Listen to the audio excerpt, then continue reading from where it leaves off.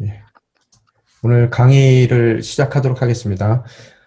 오늘은 세 번째 시간이죠. 그래서 선한 사마리아인에 대한 비유, 우리가 너무나 잘 아는 비유죠. 아마 성경에 나온 비유 중에서 가장 유명한 비유일 텐데요. 예, 선한 사마리아인에 대한 비유를 함께 공부하도록 하겠습니다. 저희가 13가지 비유와 기적을 함께 나눈다 그랬어요. 가스펠 프로젝트에서. 그래서 첫 시간에 저희가 씨 뿌리는 자와 땅의 비유 나눴습니다. 그 비유를 통해서 잠깐 여러분에게 리마인드 시켜드리면 어떤 내용이라고 그랬습니까? 뿌리는 씨앗, 즉 말씀은 동일한 말씀이고 또 뿌리는 자로서 우리가 가져야 될 태도도 동일하지만 우리가 뿌린 그 씨앗이 떨어지는 땅이 다양한 땅이 될 수 있다라고 얘기했습니다. 그래서 우리가 복음을 증거한다 그래서 그게 기쁜 소식이기 때문에 누구나 다 긍정적으로 반응하는 것이 아니라 부정적인 반응도 우리들이 또 거절하는 사람들도 경험하게 됐는데 그럼에도 불구하고 우리의 부르심은 복음을 증거하는 대위임령의 근거에서 복음을 증거하는 우리의 사명이 있기에 비록 어려운 그런 거절을 당한다 하더라도 주님께서 원하시는 그 뿌리는 일에 소명을 두고 최선을 다해 나가야 된다라는 말씀을 함께 나눴고요. 또 무자비한 종에 대해서는 우리가 하나님의 용서를 받은 자로서 동일하게 이 죄악이 만연한 세상 가운데 상처받을 수밖에 없고 어려움을 겪을 수밖에 없지만 그 가운데 우리가 받은 용서로 서로를 용서해야 된다라는 그 용서에 대한 주제에 대해서 지난 시간에 나눴습니다. 오늘은 선한 사마리아인에 대해서 나눌 텐데요. 세 번째 시간입니다. 너무나 잘 아는 내용이라 참 어렵습니다. 이런 비유를 함께 나눈다는 것이. 그래서 조금 제가 이 들어가면서 여러분에게 전반적인 그런 신학적인 배경에 대해서 좀 이야기를 하고자 합니다. 비유와 기적, 우리가 13가지를 나누는데요. 이 가스펠 프로젝트에서도 처음 서두에 얘기했던 것이 모든 비유와 기적은 뭐에 관한 것이라고 그랬습니까? 하나님 나라에 관한 것이라고 그랬죠. 그죠? 하나님의 나라라고 표현한 표현은 이방인들, 믿는 이방인들 대상으로 누가가 잘 사용했던 단어고요. 하나님의 나라와 동일한 단어가 있지만 이 하나님이라는 그 이름 자체를 입에 담기를 부담스러워했던 마태 공동체, 우리 신학적으로 얘기했을 때는요, 마태복음이 쓰여졌던 마태 공동체 같은 경우에는 유대인들 주류죠. 그래서 그들에게는 하나님의 나라라는 그런 하나님의 이름이 들어갔기 때문에 더러운 인간의 입으로 하나님의 이름을 함부로 부를 수 없는 그런 유대인 공동체 가운데서는 이제 천국이라고 부르죠. 그죠? 그래서 우리가 이 비유와 기적을 통해서 하나님의 나라, 즉 천국에 대해서 좀 더 깊이 있게 우리들이 고민하면서 또 우리가 가야 될, 또 우리가 바라는 하나님의 나라가 어떤 나라인지를 함께 나누길 원하는데요. 이 모든 비유와 기적이 하나님의 나라에 관한 것이라고 저희들이 지금까지 얘기해 왔습니다. 오늘 그 관점 가운데서 오늘 본문도 이웃사랑에 대한 얘기예요. 그죠? 선한 사마리아인을 통한 이웃사랑이라는 주제를 통해서 이 이웃사랑과 하나님의 나라의 관계를 설명하는 그런 비유입니다. 그래서 이 이웃사랑 이게 필요한 건가? 하나님의 나라 천국에 가는데 믿음으로만 가는 것이 아닌가라고 여러분이 생각하는데 그 믿음하고 이웃사랑이 도대체 무슨 관계에 있는지 저희들이 한번 살펴보길 원하고요. 또 우리가 죄라는 것이 우리가 죄 가운데 살고 있는데 죄라는 것이 뭐냐면 가장 좋은 것을 가장 악하게 만드는 게 죄거든요. 그죠? 또 가장 귀한 것을 가장 천하게 만들고요. 가장 아름다운 것을 가장 흉악하게 만든 것이 죄입니다. 그래서 우리가 이웃사랑이라는 것을 오늘 본문 가운데 나오는 이 등장인물, 한 율법학자를 통해서 비춰지듯이 가장 귀한 또 가장 아름다운 하나님의 사랑과 또 이웃사랑, 그 사랑을 어떻게 가장 악하게 또 천하게 또 보기 흉한 것으로 그 본질을 버리고 그렇게 만들어버리는지 그들의 죄악된 모습. 예수님의 표현으로 의하면은 본질을 잃어버린 그런 껍데기만 남은 외식하는 자들의 모습을 통해서 우리가 다시 한번 죄에 대해서 우리가 이웃사랑을 대하는 우리 삶 가운데서의 죄 또한 어떤 것인지를 한번 깊이 있게 고민하기를 원합니다. 그럼 진정한 사랑, 특별히 이번 주제에는 진정한 이웃사랑이라는 것이 무엇일까? 우리가 물을 수밖에 없더라는 거예요. 그래야 우리가 외식적인 그런 율법 학자들이 추구하는, 그것도 열렬히 추구했습니다. 그런 잘못된 추구로 인해서 사랑을 함에도 불구하고 하나님 나라와는 관계없는 인생이 될 수도 있는데, 그러면 진정한 이웃사랑, 하나님 나라와 관련되어 있는 그 진정한 이웃사랑이라는 것은, 또 하나님을 사랑하는 것이라는 것은 무엇인가 우리가 살펴봐야 될 것입니다. 한마디로 얘기하면요, 이웃사랑은 하나님의 가슴이 뛰는 것에 내 가슴이 뛰는 거예요. 제 정의는요. 그래서 하나님이 바라보고 싶은 대상을 바라보는 거고요.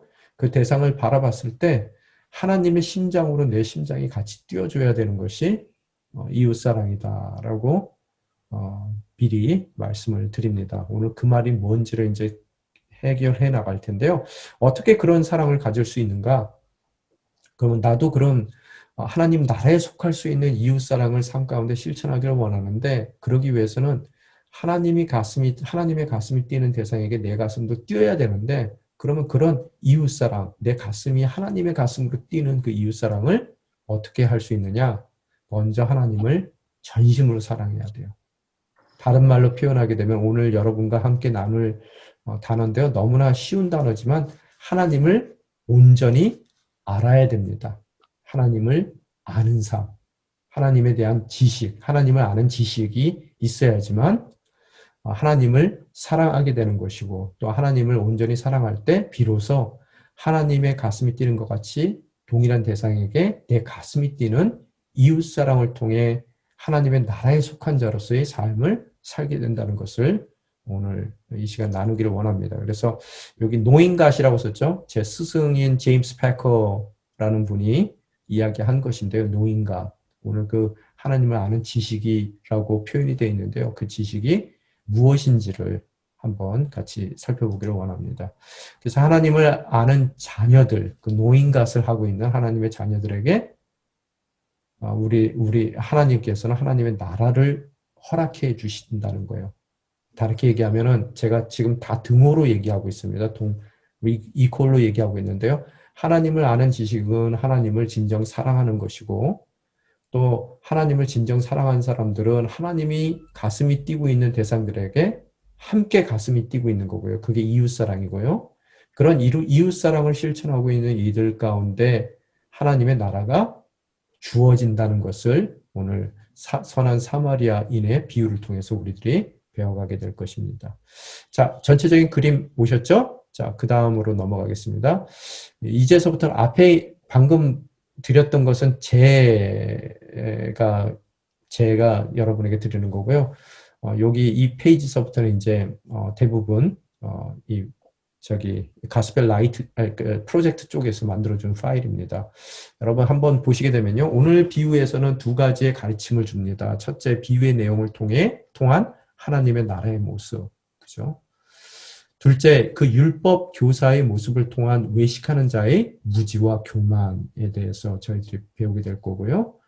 그래서 한 율법 교사가 예수님께 다가와 어떻게 해야 영생을 얻을지를 묻고, 율법은 하나님을 사랑하라와 이웃을 사랑하라는 두 계명으로 요약했습니다. 그 율법학자가 요약했고요. 그가 내 이웃이 누굽니까? 라고 질문하자 예수님은 공경에 처한 한 사람과 그 사람에게 예상 밖의 자비를 베푼 사마리아인의 이야기를 들려주셨습니다. 이게 오늘 읽으신 본문의 말씀의 개요입니다.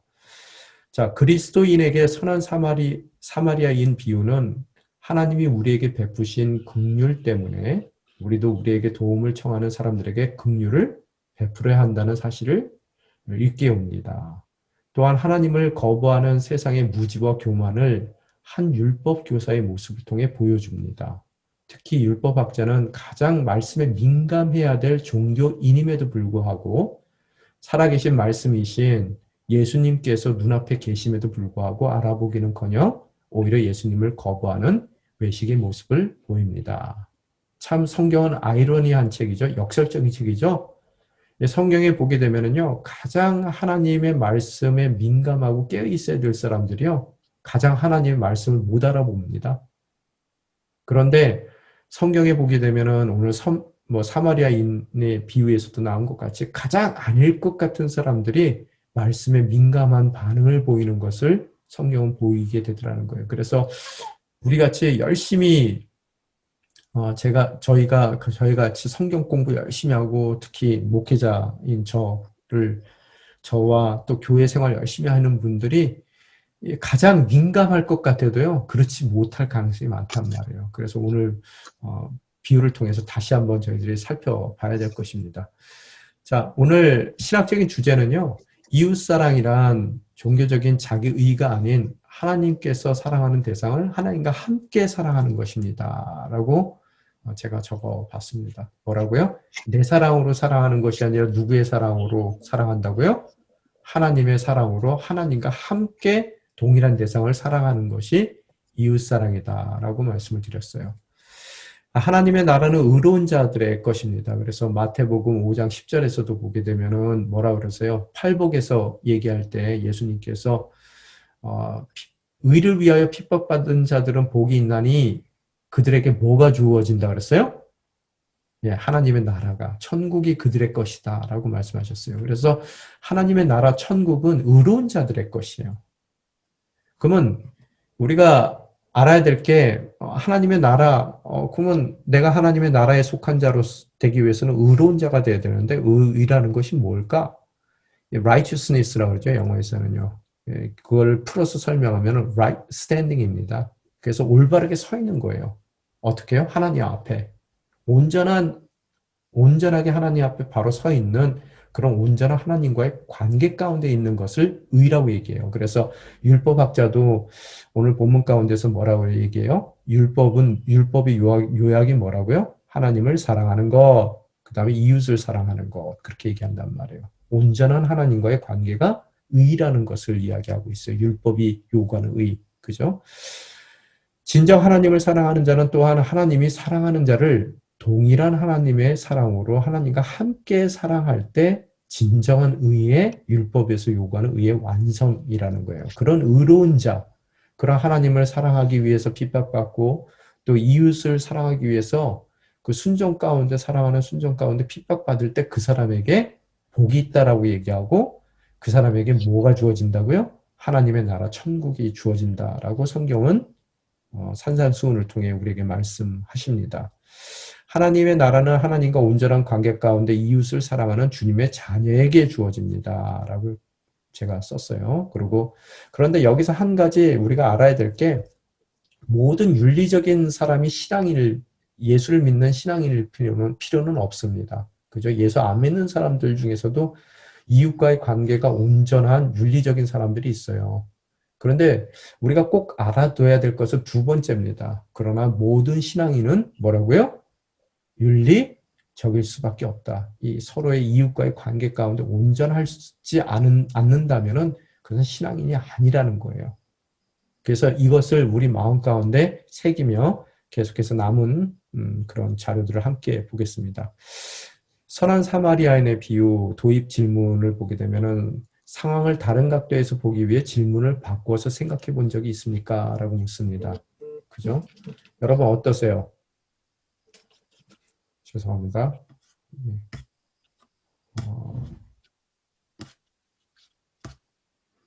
전화가 오는 바람에 갑자기 제 자료가 다 없어졌습니다. 여기 있군요. 네. 상황을 다른 각도에서 보기 위해서 질문을 바꿔 본 적이 있습니까? 우리가 생각을 해봐야 돼요. 지금 항상 보게 되면은 인간은 자기중심적이죠. 그래서 믿음을 거듭남이라고 얘기했을 때 나 중심적인 삶에서 믿음이라는 것은 뭐라 그랬어요? 하나님 중심적으로. 이 바뀌는 거죠. 우리 1대1에서 배운 것 같이. 그러면은 나 중심적인 질문들을 그동안 해왔다면은 이제는 거듭난 자로서 앞으로 어떻게 해야 돼요? 하나님 중심적인 질문을 해 나가야 되더라는 거예요. 그러다 보면은 그런 다른 각도, 나의 중심적인 각도에서가 아니라 하나님 중심적인 각도에서 우리가 질문을 계속 꾸준히 하다 보면 우리가 새로운 거듭난 관점 가운데서 우리 질문의 답들을 얻어갈 수 있는 그런 기회를 얻게 되더라는 거예요. 그래서 질문을 바꾼 후에 생각이 어떻게 달라졌습니까? 그죠? 그래서 거듭난 사람이라면 이전의 나 중심적인 질문, 내가 중심적인 질문에서 이제는 하나님 중심적인 질문으로 나아가야 되겠다라는 것을 우리들이 함께 깨닫게 됩니다. 하나님을 사랑하고 이웃을 사랑하는 것이 율법의 핵심입니다. 첫 번째 우리가 잠깐만요. 예. 이웃을 사랑하는 것이 율법의 핵심입니다라는 첫 번째 우리 챕터를 볼 텐데요. 이번 우리 레슨에서요.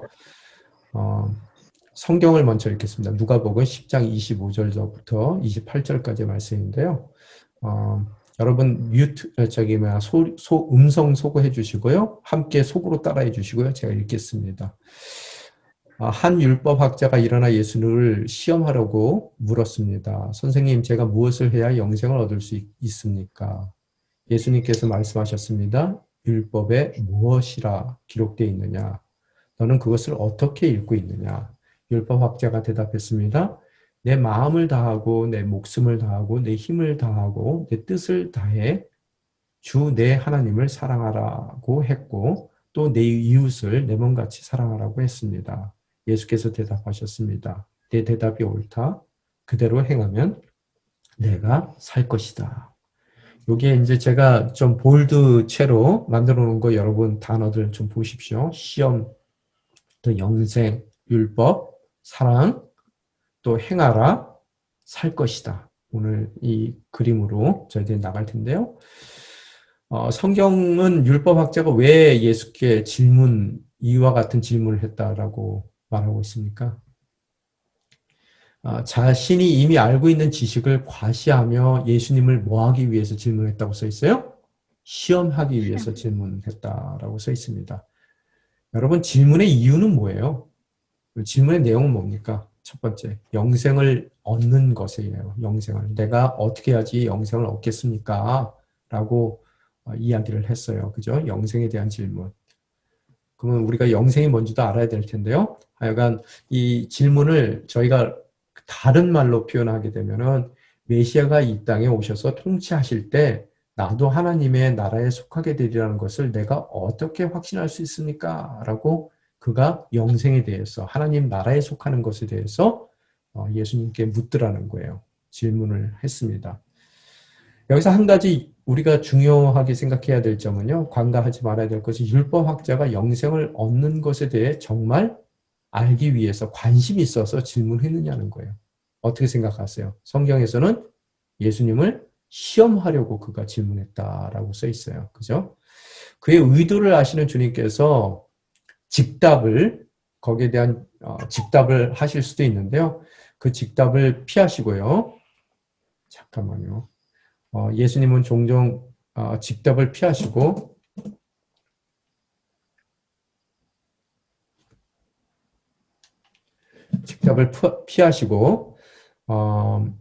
그 율법이 무엇이라고 가르치는지 말해보라고 오히려 질문을 하시더라는 거예요. 예수님은 종종 누군가 질문을 하면 다른 질문으로 되묻곤 하세요. 그래서 질문 뒤에 숨겨진 뜻을 드러내기 위해서인데요. 바로 여기서도 그 방식을 사용하신단 말이에요. 그죠? 예수님은 어떤 뜻에서 율법교사의 질문에 그렇게 대답을 하셨을까요? 예수님은 성자시죠. 삼위일체의 두 번째 위격입니다. 그 이야기는 무슨 뜻이냐면은 하나님의 속성 중에 하나인 전지하신 분이세요. 뭐든지 다 알고 있습니다. 그래서 오늘 질문을 했을 때 그 질문하는 자의 의도가 무엇인지 그의 마음을 다 꿰뚫어 보고 계시더라는 거예요. 우리가 질문이라는 것을 봤을 때 질문은 뭐예요? 배우기 위해서 가장 효과적인 뭔가 모르는 것을 배워나가기 위한 가장 효과적인 방법입니다. 그죠? 그런데 그런 효과적인 질문, 이 배움의 방법인데 잘못된 질문을 하더라는 거예요, 사람들은. 그 잘못된 질문을 두 가지로 보게 되면은 첫 번째, 잘못된 의도를 가진 질문이에요. 그죠? 잘못된 의도로 하는 질문. 그게 첫 번째 잘못된 질문이고요. 또 두 번째 잘못된 질문은 잘못된 내용을 질문하더라는 거예요. 그래서 하나는 질문자에 대한 것이고요. 다른 하나는 질문 그 자체에 대한 것이에요. 이런 잘못된 질문을 했을 때 우리는 가장 효과적인 방법임에도 배움의 방법임에도 불구하고 그 질문을 통해서 배울 수 있는 것은 하나도 없더라는 거예요. 오늘 율법학자는 바로 이런 잘못된 질문을 하고 있어요. 의도도 잘못됐고요. 그 내용도 잘못됐어요. 그래서 예수님께서 그것을 깨우쳐 주게 하시기 위해서, 그래서 배우는 자가 되게 하시기 위해서 그에게 오히려 반문하시는 것으로서 그의 질문 자체가 질문의 의도가 잘못됐고 또 질문의 내용 자체가 잘못됐다는 것을 말씀하고 싶으신 거예요. 가르쳐 주고 싶으신 거예요. 이 잘못된 질문의 첫 번째 잘못된 의도라 그랬어요. 그죠? 그 잘못된 의도를 갖고 질문하는 이유가 뭘까요? 잘못된 의도로 질문하는 것으로서 질문을 통해서 하나도 배우지 못하는 그 잘못된 의도의 이유는 자신은 다 알고 있다라고 생각하는 거예요. 그죠? 난 다 알고 있는데도 질문하는 사람들이 있어요. 대부분 그런 사람들은요, 나 다 알고 있는데 나를 과시하기 위해서 질문하는데 그 과시라는 것은 다르게 표현하면 뭐예요? 교만이에요. 겸손하지 못한단 말이에요. 자기의 그 분수를 모르는 거예요. 그죠? 그래서 교만한데 오늘 잘못된 의도를 갖고 질문하는 그의 모습을 봤을 때 교만만 내가 율법학자인데 내가 그래서 율법에 대해서 누구보다도 더 잘 알고 있는데 라고 그런 교만 가운데서도 잘못된 의도로 질문하지만 또 다른 이유가 있어요. 그건 선입견이라는 거예요. 무슨 소리입니까? 내가 잘 아는 능통한 율법을 통해서 예수님을 시험하고 싶은 건데요. 근데 그 예수님에 대해서 그가 어떠한 선입견을 갖고 있단 말이에요. 질문의 대상에 대해서. 어떤 선입견이에요? 정말로 별 볼 일 없는 인생이라는 거예요. 여러분, 우리는 보통 예수님 사진 볼 때 보면은 스위디시 예수님이라고 얘기하거든요. 파란 눈을 갖고요. 금발에 정말로 갸름한 얼굴에 멋진 예수님에 대해서만 우리가 그림으로 봤거든요. 정말로 예수님이 그래요? 안 그렇죠? 갈릴리 지역에서 태어난 사람들은요. 정말로 보기가 흉합니다. 그리고 너무 낙후된 곳이에요. 거기에서도 훌륭한 집안의 아들로 태어난 것도 아니고요. 뭐 목수의 아들로 태어났는데 목수 아버지도 태어난 지 얼마 안 돼서 돌아가셨어요. 그래서 소년가장으로 자랐습니다. 제대로 배운 적도 없어요. 그런 정말로 낙후된 동네의 정말 그 고생으로 찌든 그 얼굴을 갖고 있는 아무것도 정상적인 교육을 받지 않은 한 젊은이에 대해서 그가 자칭 메시아라고 하나님의 말씀을 증거하는 그 모습을 보며 그는 정말로 저런 사람이 어떻게 메시아가 될 수 있느냐. 그래서 그를 시험하기 위해서 자신이 제일 자신이 있다라고 생각하는 율법을 통해서 그를 시험하기 위해서 교만과 선입견 가운데서 잘못된 의도의 질문을 하더라는 거예요. 그래서 그는 아무것도 배울 수가 없게 됩니다. 성경을 연구하는 많은 분들 가운데서요, 이 신앙인의, 특히 예수님의 제자들, 12제자들을 통해서 모든 신앙인들을 살펴봤을 때 두 종류로 나눠요. 티처업을 하느냐, 티처업을 하지 못하느냐. 여러분, 티처업을 하기 위해서는 뭔가 배우고 성장해 나갈 수 있기 위해서는 좋은 질문을 해야 돼요. 좋은 질문의 첫 번째 것은 뭐예요? 잘못된 의도로 질문하는 교만과 선입견이 우리 삶 가운데 없을 때 우리는 우리의 질문들을, 진솔한 질문들을 통해 배워나가게 되더라는 거예요. 그죠? 또한 잘못된 내용을 질문했다 그랬어요. 잘못된 내용을 질문한다는 얘기는 무슨 뜻일까요? 너무너무 몰라요. 자기가 안다라고 착각하는 것이죠. 사실 아무것도 모르기 때문에요. 뭘 질문해야 되는지 자체를 모를 때가 있더라는 거예요. 우리가 학생들 가르치다 보면은, 아이들 가르치다 보면은 정말로 모를 때는요, 질문도 엉뚱한 질문하게 됩니다. 뭘 좀 알아야 질문하는 거예요. 그죠? 오늘 너무나 거듭난 사람들만이 알 수 있는 하나님의 나라, 영생에 대해서 질문하면서요, 거듭남에 대해서 그 어떤 것도 안다라고 착각은 하지만 알지 못하는 그는 너무 몰라 무엇을 질문해야 되는지조차도 모르는 상태에서 질문하고 있더라는 거예요. 율법의 본질이 뭔지를 전혀 깨닫지 못하는 율법학자가요, 자신은 율법에 능통하다라고 생각하며 율법에 대한 질문을 지금 하고 있더라는 거예요. 뭐예요? 전적인 무지라는 거예요. 이 무지가 깨지지 않고서는 그가 온전한 질문을 하지 못하는 것이고요. 온전한 질문이 시작될 때 비로소 무언가를 알아갈 수 있는 길이 열리게 되더라는 거예요.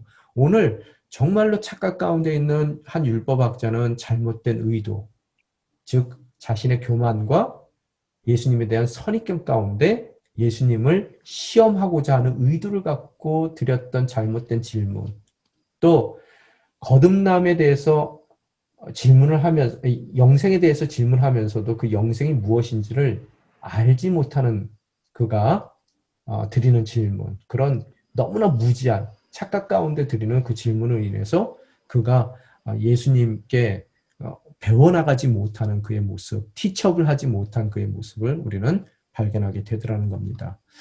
자, 질문에 이 교재 나온 질문인데요. 내 마음을 다하며 목숨을 다하며 힘을 다하며 뜻을 다하여 내 너의 하나님을 사랑하라고 하셨는데 이것은 어떤 의미이며 왜 중요할까요? 그랬어요.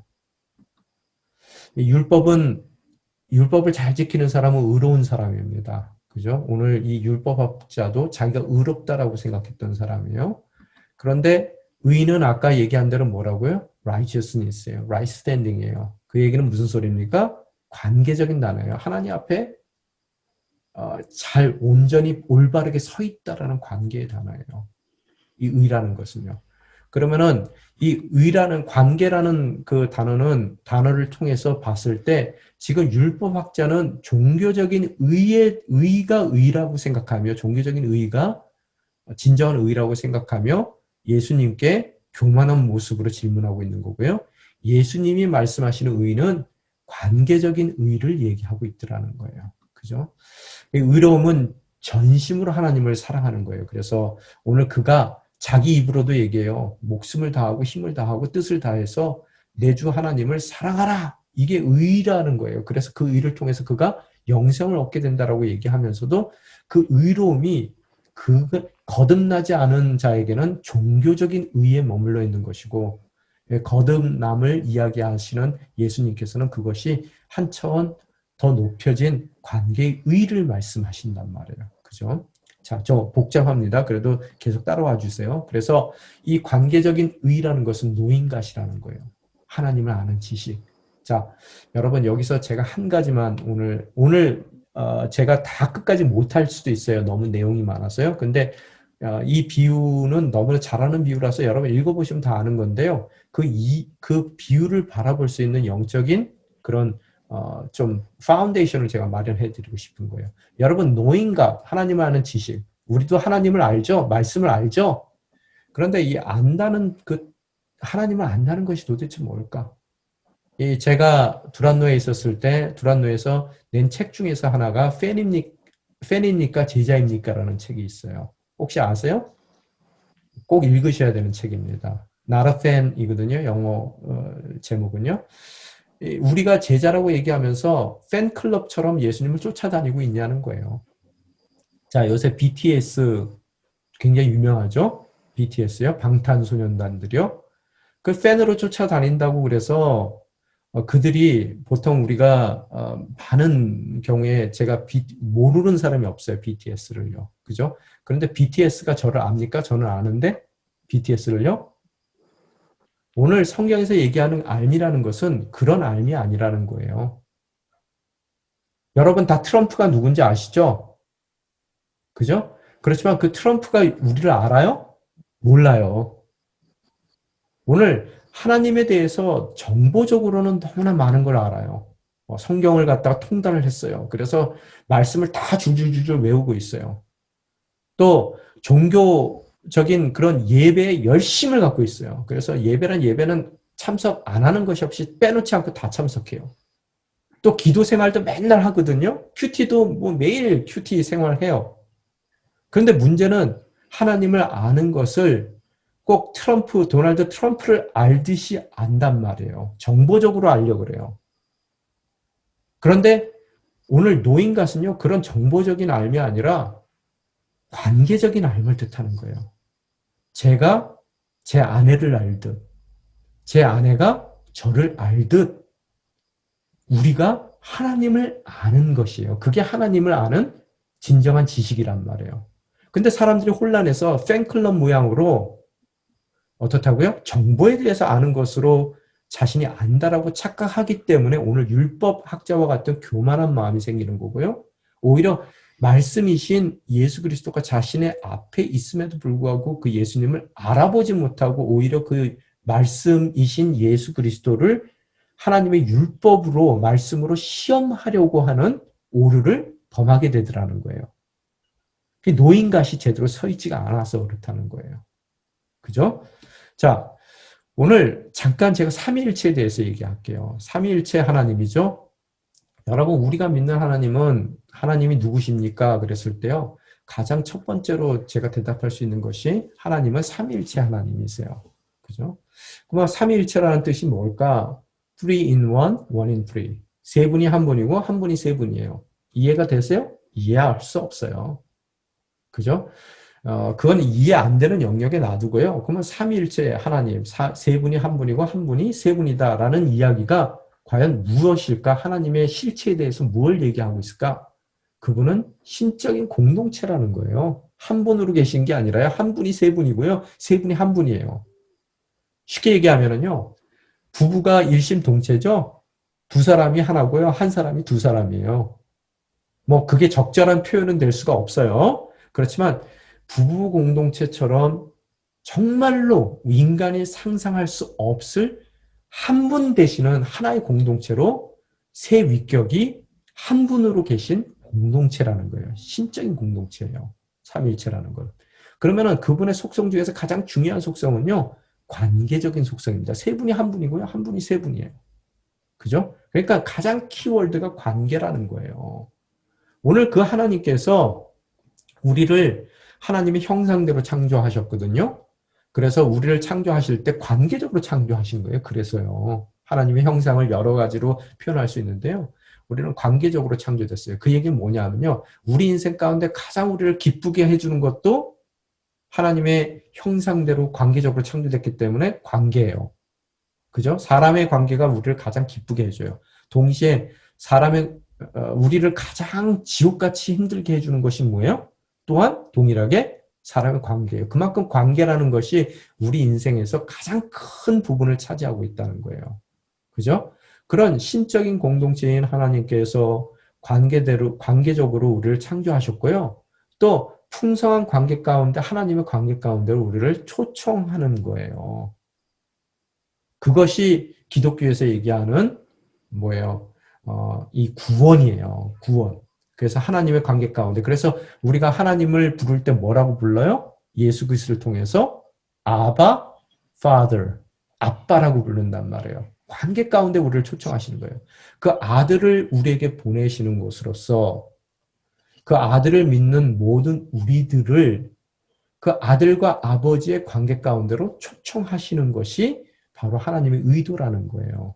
그죠? 성 어거스틴이라는 사람이 우리 기독교, 특히 우리가 믿는 기독교가 동방 기독교가 아니라 서방 기독교거든요. 웨스턴 트래디션을 따르고 있는데요. 그 웨스턴 트래디션을 따르고 있는 서방 기독교의 가장 핵심적인 신학자는 성 어거스틴입니다. 그래서 성 어거스틴이 삼위일체에 대해서 얘기했을 때 뭐라고 얘기했냐면요. 아버지, 성령님, 아버지 성부는 뭐라고요? lover, 사랑하시는 자. 또 아들은 뭐라고요? 사랑받는 자, son은 사랑받는 자, beloved. 그 다음에 성령님은 뭐라고요? 그들 간의 사랑이에요. 아버지와 아들 간의 사랑이에요. 근데 여러분, 제가 묻습니다. 예수 그리스도를 구주로 영접하게 되면은요, 여러분이 무엇을 선물로 받아요? 성령을 선물로 받죠? 맞습니까? 안 맞습니까? 네. 맞죠? 아멘. 자, 성령을 선물로 받는다는 얘기는 뭐냐면요. 사랑 가운데, 관계 가운데 들어간다는 얘기예요. 누구와 누구의 사랑 가운데요? 아버지와 아들의 사랑 가운데 우리가 예수 그리스도를 통해서 성령 받는 곳으로서 그 관계 가운데, 그 사랑 가운데 들어가는 거예요. 이제는 아버지가 우리를 볼 때 누구같이 봐요? 그냥 피조물, 내 형상대로 만든 고차원적인 피조물로 보는 게 아니라요. 뭐로 본다고요? 예수 그리스도, 이격이신 그리스도 예수를 성자를 바라보듯이 저와 여러분을 바라봐 주신단 말이에요. 관계예요. 오늘 그런 성령 받은 자로서 아들 돼서요. 성령 가운데서 성자가 성부를 사랑하듯이 성령의 사랑으로 함께 아들과 그 성부와 성자와 성부를 사랑하는 것이 예배입니다. 이웃 사랑이 뭔지 아세요?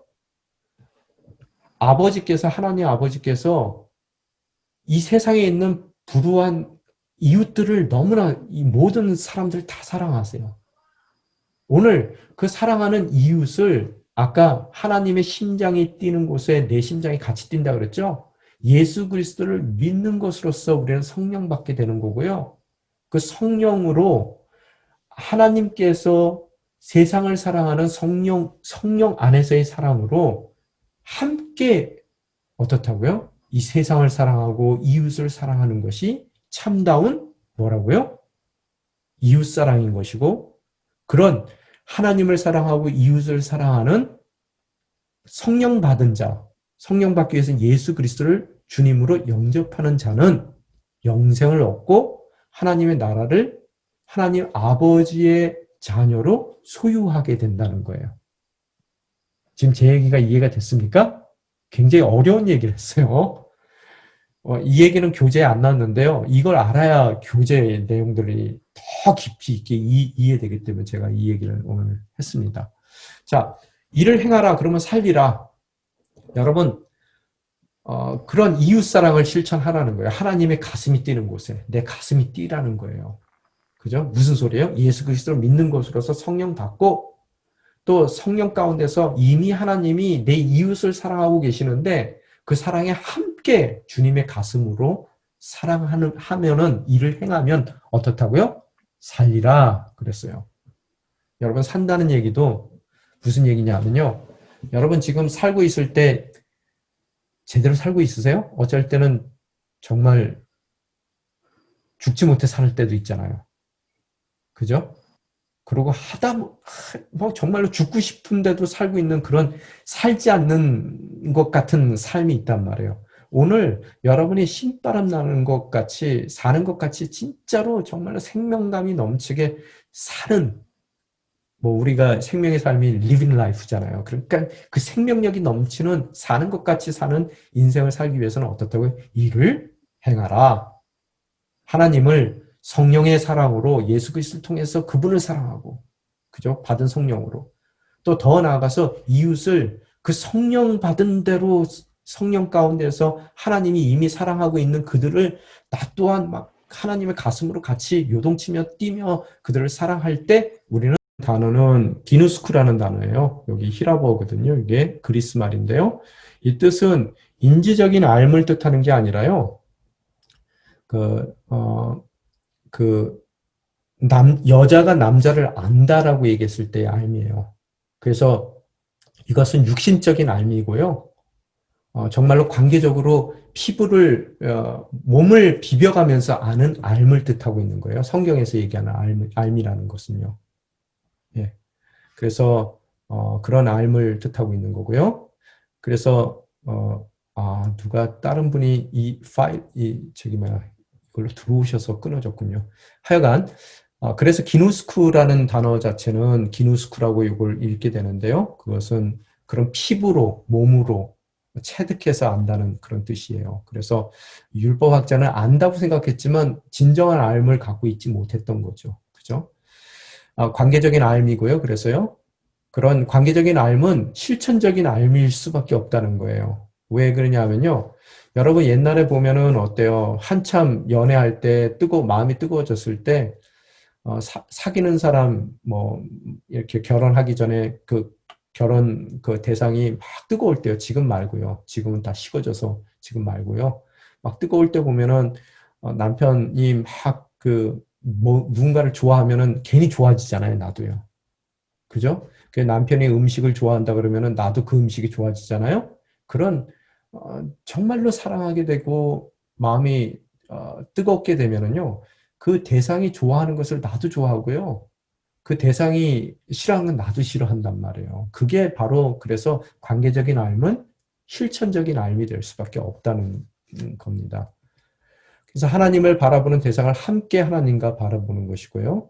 또 하나님의 손이 가는 곳에 내 손이 함께 포개지는 거고요. 그런 삶이라는 것은 또 하나님의 가슴이 뛰는 곳에 내 가슴이 뛰는 것이 바로 노인갓이라는 거예요. 하나님을 아는 참다운 지식이라는 거예요. 그죠? 오늘 율법학자는 그런 게 없었어요. 안다고 교만까지 했는데요. 그 알미 없었던 겁니다. 정말로 예수님은 하나님을 사랑하고 제가 그냥 수업하다가요. 정확하게 8시 40분에는 그냥 끝낼게요. 다 맞추지 못하더라도요. 너무 힘드니까요. 우리 힘드니까. 그리고 오늘은 너무 내용이 많아서 뭐 나누고 뭐 하고 할 짬이 없을 것 같아요. 자, 정말로 예수님은 하나님을 사랑하고 이웃을 사랑해야 하나님의 나라에 속한다라고 말씀하신 것인가?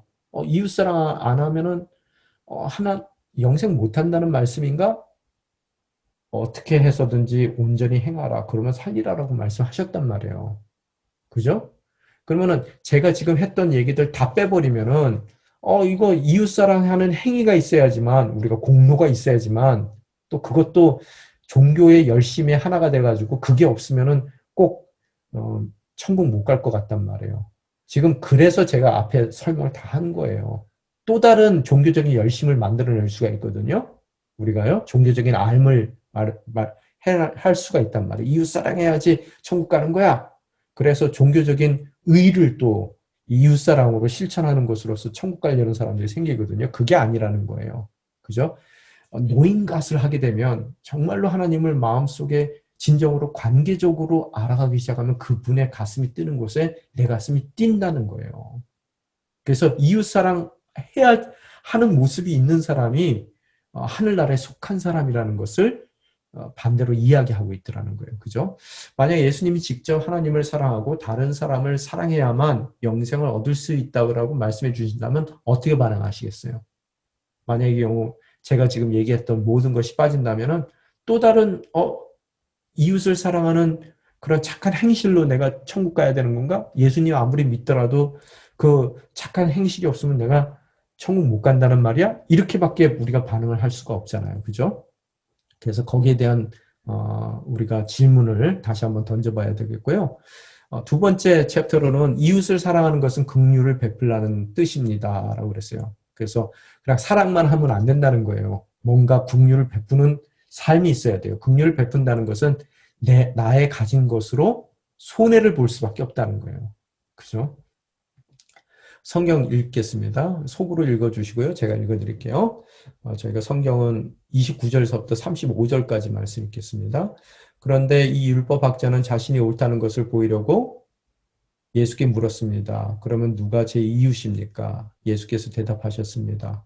한 사람이 예루살렘에서 여리고로 가다가 강도들을 만나게 됐다. 강도들은 그의 옷을 벗기고 때려 거의 죽게 된 채로 내버려 두고 갔다. 마치 한 제사장이 그 길을 내려가는데 그 사람을 보더니 반대쪽으로 지나갔다. 이와 같이 한 레위 사람도 그곳에 이르러 그 사람을 보더니 반대쪽으로 지나갔다. 그러나 어떤 사마리아 사람은 길을 가다가 그 사람이 있는 곳에 이르러 그를 보고 불쌍한 마음이 들어 가까이 다가가 상처에 기름과 포도주를 바르고 싸맸다. 그러고는 그 사람을 자기 짐승에 태워서 여관에 데려가 잘 보살펴 주었다. 이튿날 사마리아 사람은 여관 주인에게 이 데나리온을 주며 저 사람을 잘 봐주시오. 돈이 더 들면 내가 돌아와서 갚겠소라고 말했다. 아멘. 그죠? 오늘 내 이웃이 누굽니까? 자기를 옳게 보이려고 지금 질문을 하는 거예요. 그러면 이웃이 누굽니까? 제가 보기에는 그런 것 같아요. 보통 명제 중에서요, 자기가 부인 못하는 명제가 있거든요. 뭐 하나님을 전심으로 사랑하고 내 이웃을 사랑하라. 거기에 뭐 어떻게 이의를 붙일 수가 있겠어요. 그런데 오늘 이의를 붙이기 위해서 또 다른 질문을 하게 됩니다. 시험을 하기 위해서. 그러면 이웃 사랑하라 그랬는데 하나님은 누군지 다 알고 있고요. 그럼 이웃이 누구냐라고 묻는 거예요. 자기를 옳게 보이려고 이제 이웃에 대한 논쟁을 하려고 하는데 또 시오니스트일 거 아니에요? 시온주의자일 텐데 그러면은 뭐 유대인 혈통을 가진 사람이 이웃일 텐데요. 그러면 오늘 그 상황 가운데서 내가 사랑해야 할 사람이 누군지를 말해주면 내가 그 사람을 사랑하고 있다는 것을 보여주겠다라는 그런 자만감이 있을 수도 있어요. 자기가 사랑할 수 있는 범죄 사람들로 사랑할 대상을 제한하려고 한단 말이에요. 우리 삶 가운데서도 항상 그래요. 뭐 사랑하려는 거 당연한 거니까 오케이 사랑하겠습니다. 그런데 사랑하고 싶은 사람만 사랑하고자 하거든요. 그런 유의 이웃사랑을 얘기하는 건 아니죠. 그죠? 선한 사마리아인의 비유에서는 제사장, 레위 사람 둘 다 모두 종교 지도자예요. 둘 다 유대인이에요. 당연히 도와줄 거로 지금 누워있는 사람도 유대인이고요. 그래서 이 고통받고 있는 유대인, 동족인 그 유대인을 당연히 도울 것으로 예상됐던 사람들인데, 그러나 이 둘은 죽어가는 사람들을 멀리 두고 멀찌감치 돌아갔다라고 성경은 얘기하고 있단 말이에요. 그죠? 알긴 알아요. 그런데 종교적으로 알고 있는 거예요. 지식적으로 알고 있는 거고요. 그죠? 관계적인 알미 없는 거예요. 두 종교 지도자가 고난에 처한 사람을 그냥 지나친 이유가 무엇이라고 생각해요?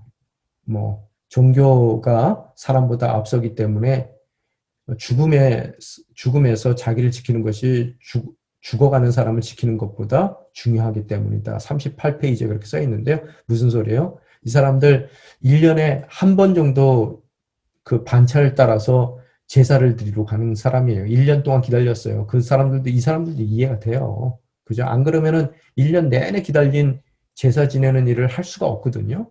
이 시체 만지고 가면요. 그렇기 때문에 피해가는 건 이해가 되지만 제사의 진정한 의미가 무엇인지를 알지 못했다는 거예요. 그죠? 인정을 베풀지 않고 피하여 지나가고 싶을 때 우리는 어떤 핑계를 대냐는 거예요. 우리 또한요. 똑같은 모습을 갖고 있지 않냐는 거예요.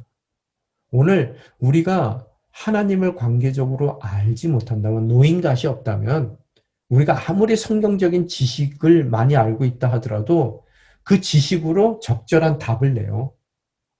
또 아무리 우리가 만약의 경우 하나님을 하나님을 아는 진정한 관계적인 알미 없다면은 아무리 예배에 열심히 품는다 하더라도요. 그 예배로 인해서 하나님을 알아가는 하나님의 가슴이 뛰고 있는 그 대상을 향해 우리의 가슴이 절대로 뛰지 않는다는 거예요. 자, 이해가 되셨죠? 그 얘기를 하는 거예요. 그래서 우리 생각에 사랑의 대상을 제한하고 또 그 우선순위에 맞춰서 우리가 생각하기에 바쁘고 더 중요한 일을 쫓아가게 되더라는 거예요. 하나님이 가슴이 뛰고 있는 대상이 아니라요. 그죠? 예수님 시대에 유대인들은 종교와 민족적 이유 때문에 사마리인을 경멸했죠. 그죠? 여러분 오늘 사마리아인의 등장은 스캔들이에요. 스캔들. 당시에 유대인들에게는요. 연예인들 스캔들 나죠? 이 스캔들입니다. 이것 또한요. 죄송해요. 이게 전화를 꺼야 되겠군요. 안 되겠습니다. 이게 자꾸 다른 데로 넘어가 버려.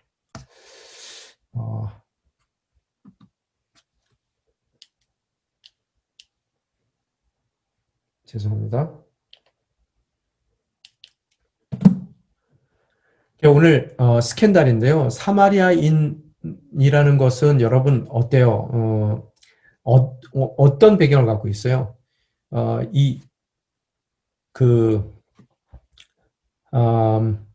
아시리아가 북왕국을 점령하죠. 그죠? 북왕국을 점령했을 때 아시리아의 그 식민지 정책 중에 하나가 뭐냐면요. 거기에 있는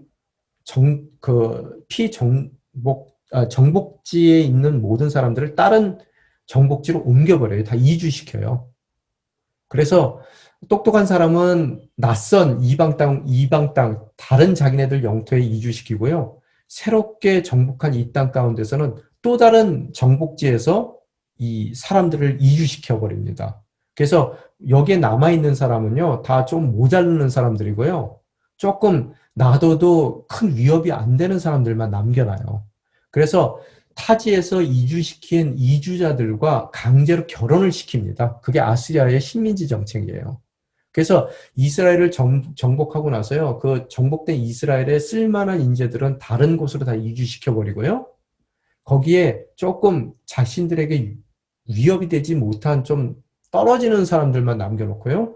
또 외부에서 이방인들을 거기에 이주시켜서 강제로 결혼시켜서 민족 자체를 말살시켜 버립니다. 그게 이 아시리아의 식민지 정책인데요. 그래서 타 이주민들과 남겨졌던 유대인들이 결혼해서 낳은 자녀들이 누구예요? 바로 사마리아 사람들이에요. 그래서 굉장히 유대인들이 경멸했습니다. 이들을요. 그 경멸한 사람들, 오늘 사마리아인이 이 이야기의 주인공이 되고 또 민족과 문화의 경계를 넘는 장본인이 됐다는 것은 당시에 스캔들이 될 수밖에 없는 얘기라는 거예요. 아마 화를 냈을 거예요, 유대인들은요. 자, 마땅히 베풀어야 할 긍휼과 그 대상. 이 비유는 도전적으로 들리겠지만 새로운 시각과 상상력을 열어줍니다.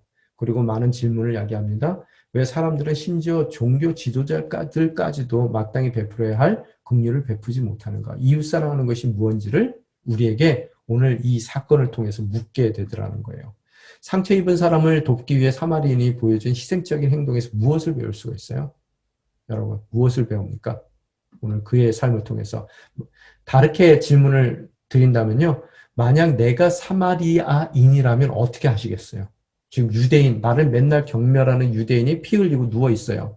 근데 지네들 동족인 제사장, 레위인은 그냥 지나가요. 그럼 여러분 같으면 어떻게 하겠어요? 혹은 내가 누워 있는데 유대인인데 피 흘리고 누워 있는데 늘 평상시에 경멸했던 사마리아인이 나를 돕고 있다면 여러분은 무슨 생각을 하시겠냐는 거예요. 오늘 이 질문에 이렇게 다른 각도에서 질문하게 되면 저희가 본문의 그 취지를 더 잘 이해할 수 있을 것 같습니다. 어떻게 하면 도움이 필요한 사람에게 실제적인 자비를, 긍휼을 베풀 수 있을까요? 진심으로 하나님을 먼저 사랑하는 거예요. 노인 같아라는 거예요. 그 하나님의 가슴으로 주변을 바라볼 때 우리는 하나님의 심장이 뛰는 대상에게 우리의 심장이 뛰는 하나님의 도구로서의 삶을 살게 되더라는 거예요. 그죠? 자, 빨리 넘어가겠습니다. 핵심적인 교리 쭉 여러분 한번 속으로 읽어보시겠습니다. 모든 그리스도인은 자기의 삶과 인간 사회에서 그리스도의 뜻을 최우선적으로 삼아야 할 의무가 있습니다. 사회를 개선하고 사람들 사이에 의로움을 세우기 위한 수단과 방법들은 예수 그리스도 안에 있는 하나님의 구원의 은혜로 말미암아 거듭난 개인들 안에 뿌리를 받고 있을 때만 진정으로 그리고 영구적으로 도움이 될 수 있습니다. 그리스도인은 그리스도의 정신에 따라 인종차별, 탐욕, 이기심, 악덕, 그리고 간음과 동성애와 포르노를 포함한 모든 형태의 성적 부도덕에 저항해야 합니다. 왜 그래요? 하나님의 관심이 여기 있단 말이에요. 우리는 고아, 노인, 가난한 자, 학대받은 자, 무력한 자, 병든 자의 필요를 채워주기 위해 노력해야 됩니다. 왜? 하나님의 손이 그들에게 가 있어요. 그렇기 때문에 내 손을 거기에 포개해야 된단 말이에요. 그죠? 우리는 태어나지 않는 태아들을 대변해야 하고 잉태에서 자연적인 죽음에 이르기까지 모든 인간 생명의 존엄성을 주장해야 됩니다. 모든 그리스도인은 의와 진리 그리고 형제의 원칙에 따라 정부, 기업, 사회가 전체적으로 움직이도록 노력해야 합니다. 왜요? 하나님의 눈이 거기에 가 있단 말이에요. 이러한 목적을 위해 그리스도인은 그리스도와 그분의 진리를 따르는 데 있어서 타협함이 없이 항상 사랑의 정신으로 정중하게 행동하면서 선한 목적으로 선한 뜻을 가진 모든 사람과 협력할 준비가 되어 있어야 합니다. 그럴 때 다 안다고 착각하는 교만한 율법학자와 같은 외식하는 종교인이 아닌 하나님을 사랑하고 또 이웃을 사랑하는 의로운 자가 될 것입니다. 진정한 의로운 자. 그런 하나님, 그런 의로운 자란 하나님과의 관계, 온전한 관계 가운데 있는 거라 그랬죠. 그런 하나님과의 온전한 관계 가운데 임하는 하나님 나라에 속한 자로서 살게 될 거라는 거예요. 이런 것들이 있어야지만. 그죠? 자, 마지막으로 하나님께 받은 긍휼을 다른 사람에게도 베풀어야 합니다. 성경 읽겠습니다. 너는 이 세 사람 중 누가 강도 맞는 사람이 이웃이라고 생각하느냐? 율법학자가 대답했습니다. 자비를 베푸는 사람입니다. 예수께서 그에게 말씀하셨습니다. 너도 가서 이와 같이 하여라. 네. 예수님은 이웃의 범죄를 제한하지 않고 그 한계를 확장시켰습니다. 어디까지 확장시켰어요? 하나님의 마음이 뛰는 곳까지. 그죠? 확장시키셨어요. 또한 율법학자에게 온전히 하나님을 아는 것과 진정한 의로움이 무엇인지를 말씀해 주셨어요. 노인과 그죠? 관계적으로 하나님을 알아가는 것. 그럼으로써 하나님의 자녀가 되는 것.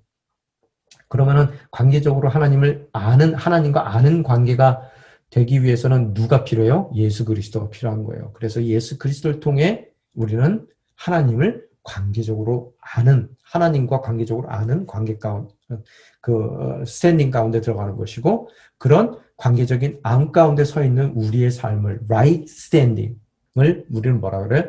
righteousness 의로움이라고 말한단 말이에요. 그죠? 소수의 이웃들에게 베풀어 긍휼의 양을 채우라는 것. 그래서 또 다른 종교적인 의의 추구를 통해서 정말로 지식적으로만 종교적으로만 하나님을 알아가는 뜻이 아니라는 거예요. 그죠? 도움이 필요한 사람들에게 자비를 베푸는 인격을 갖추라는 것이고요. 이러한 내 몸과 같이 이웃을 사랑하는 마음은 하나님과의 온전한 관계, 즉 노인과 하나님을 진정으로 아는 지식에서 우러나온다는 거예요. 그렇죠?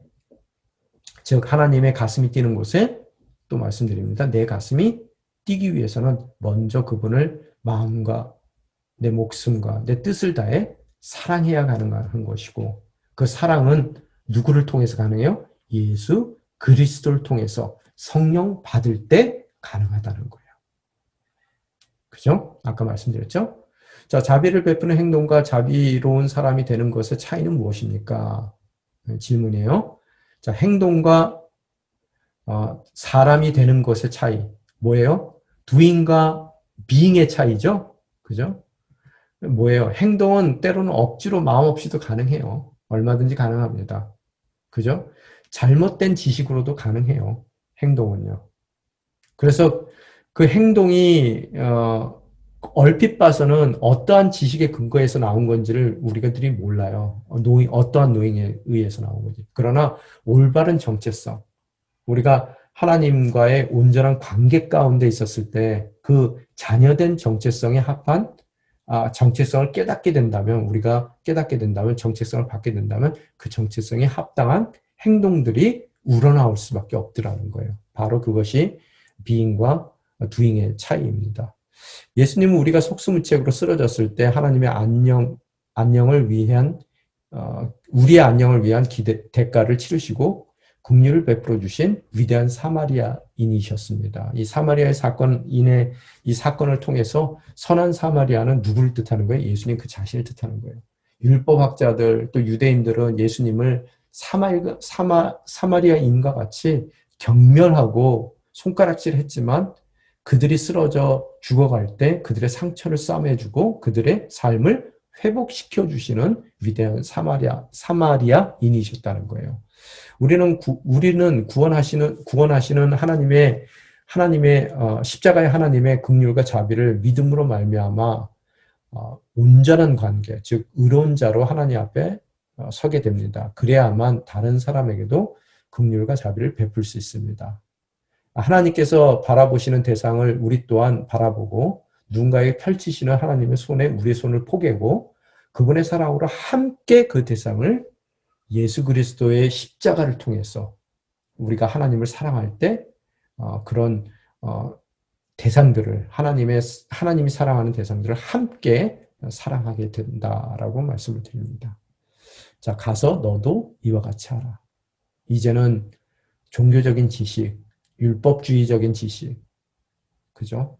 그렇기 때문에 교만하게끔 만드는 그 어떤 것도 그 인생 가운데 줄 수 없는 그 지식에서 벗어나 진정 하나님을 아는 지식 가운데 너도 이와 같이 하나님이 가슴이 뛰고 있는 대상들에게 가슴이 뛰라는 거예요. 그럴 때 살리라 라고 말씀을 하고 있습니다. 그것이 이웃을 사랑해야 될 우리의 사명이라는 거예요. 자, 긍휼을 베풀지 못한다면 그리스도인이라고 할 수 있을까요? 여기에 대해서 어떻게 생각하세요? 이웃을 사랑하지 못하면 그리스도인입니까? 지금 제가 설명한 걸 보면 하나님의 가슴이 뛰고 있는 곳에 우리의 가슴이 뛰지 않는다면 어떤 거예요? 우리는 종교인이에요. 그죠? 그죠? 종교적인 지식은 많을지 몰라도 우리는 하나님을 아는 지식이 없는 거예요. 그죠? 우리가 행하는 구제 사역은 우리에게 베푸신 하나님의 자비에 관한 믿음을 어떻게 뒷받침해 줍니까? 바로 우리의 가슴이 하나님이 뛰는 그 대상들에게 함께 뛸 때 우리의 믿음은 그 구원받은 믿음, 우리를 거듭나게 한 믿음, 또 성령 받게 해줬던 예수 그리스도에 대한 믿음, 그 믿음이 정말로 우리 인생 가운데 진유한 우리를 구원할 만한 바로 그 믿음이라는 것을 우리는 알 수 있겠죠. 자, 이 스탠 거슬리라는 사람의 이야기로 오늘 강의를 마무리하고자 합니다. 나머지는 여러분이 쭉 제가 강의 안 올릴 테니까요. 읽어보시고요. 여기 한번 같이 읽어보겠습니다. 여기서 예수님이 제기하신 문제는 누가 우리 이웃인가를 정의 또는 제한하는 것이 아닙니다. 사회가 외면하고 비난하는 사람들조차 에게조차 이웃이 되어 주어야 한다는 것입니다. 하나님의 가슴이 뛰고 있는 대상들에게 그 대상이 누구든 간에 우리의 가슴이 뛰어야 돼요. 그죠? 그런 진정한 이 하나님을 아는 지식 가운데 하나님이 사랑하시는 대상을 함께 사랑하는 저와 여러분이 되시기를 주님의 이름으로 축원합니다.